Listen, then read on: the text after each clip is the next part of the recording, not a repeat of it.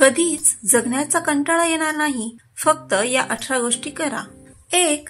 माणूस खूप श्रीमंत झाला की माणसं सोडून देतो आणि कुत्री माणसं पाळायला लागतो. त्यांना टॉमी, जिमी अशी गोंडच नाव देऊन खुशीत घेतो आणि त्यांची लाड करतो. आपल्या आई वडिलांना वृद्धाश्रमात पाठवून कुत्र्या मांजरांना आलिशान गाडीतून फिरवायला घेऊन जातो.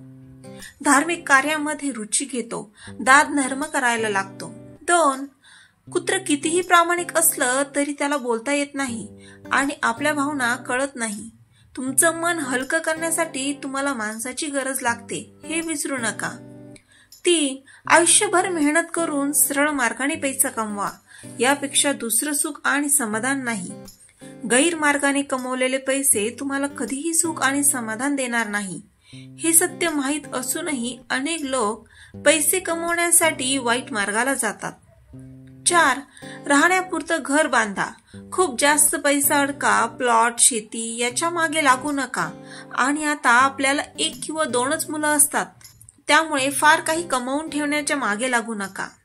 5. गरजेपुरते नक्की कमवा, परंतु आपली मुलं वाया जातील इतकी संपत्ती जमा करू नका. नाहीतर आयतं मिळालं की मुलं खूप उधळपट्टी करतात आणि वाईट मार्गाला लागतात. आपल्या मुलांना स्वावलंबी बनवायचं असेल तर मेहनत करायला शिकवा. 6. जर तुमची मुलं चांगले असतील तर तुम्हाला त्यांच्यासाठी फार काही कमवून ठेवण्याची गरज भासणार नाही. आणि जर तुमची मुलं नालायक असतील तर तुम्ही कितीही कमवून ठेवले तरी त्याचा काही उपयोग होणार नाही. कारण मुलं चांगली असतील, कर्तृत्ववान असतील तर स्वतः हिमतीवर कितीही आणि काहीही कमवतील. 7. जर तुम्ही तुमच्या कुटुंबासोबत एकत्र राहाल तर दुःख, चिंता, संकट कमी होतील.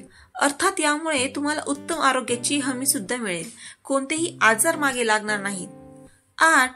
आई वडिलांनी कोणताही भेदभाव न करता संपत्तीचं योग्य वाटप केलं तर सगळे खुश राहतील. हे वाटप सगळे आनंदात असताना केलं तर आयुष्यभर चांगले संबंध टिकून राहतील. कौटुंबिक वाद निर्माण होणार नाही. 9. बहुतेक कौटुंबिक वादविवाद हे संपत्तीच्या वाटपातून निर्माण होतात. नात्यांमध्ये प्रेम आणि जिव्हाळा आयुष्यभर टिकून ठेवायचा असेल तर आई वडिलांनी मुलांमध्ये संपत्तीवरून वाद होणार नाहीत याची काळजी घ्यावी. 10. 4 चौघात आपल्या माणसांबद्दल कधीच वाईट बोलू नका. तो किंवा ती करत असलेल्या चुका लोकांना सांगून त्यांना अपमानित करू नका. तुमच्या अशा वागण्यामुळे तुमचीच माणसं दुखावली जातील आणि हळूहळू तुमच्यापासून दुरावली जातील. आपल्या माणसांची मन जपायला शिका, कारण मनाला झालेली जखम कधीही भरून येत नसते. 11. घरच्या गोष्टी कधीच चव्हाट्यावर आणू नका. लोक रडून ऐकतील आणि इतरांना हसून हसून सांगतील. यामुळे तुमच्या घराचा तमाशा होईल. जर घराचा तमाशा करायचा नसेल तर या गोष्टी लक्षात ठेवा आणि याप्रमाणे वागा. म्हणतात ना, झाकली मूठ 1.25 लाखाची, उघडली तर ती कवडी मोलाची होते.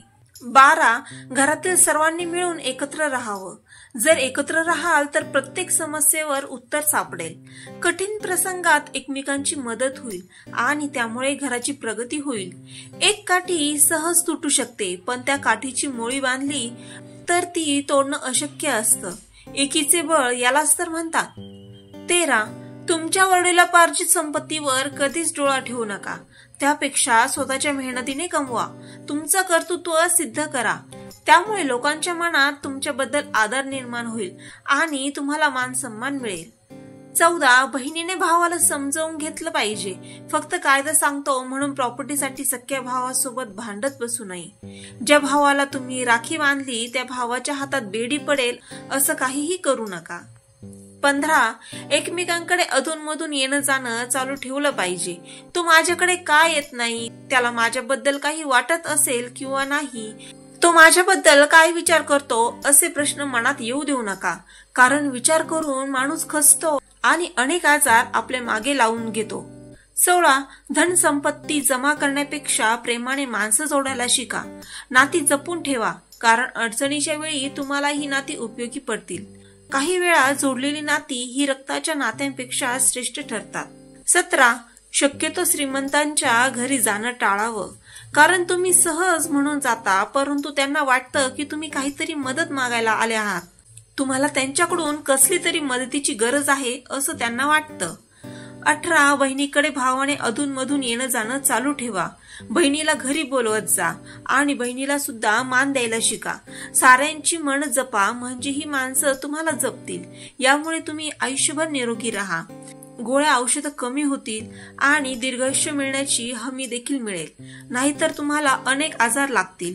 गोळ्या औषधं, दवाखाना, कोर्ट कचऱ्या मागे लागतील आणि जीवन जगण्याचा कंटाळा येऊन जाईल. जीवन हे एकदाच आहे, त्यामुळे आनंदात जगा. तर मित्रांनो, आशा आहे तुम्हाला हे विचार आवडले असतील.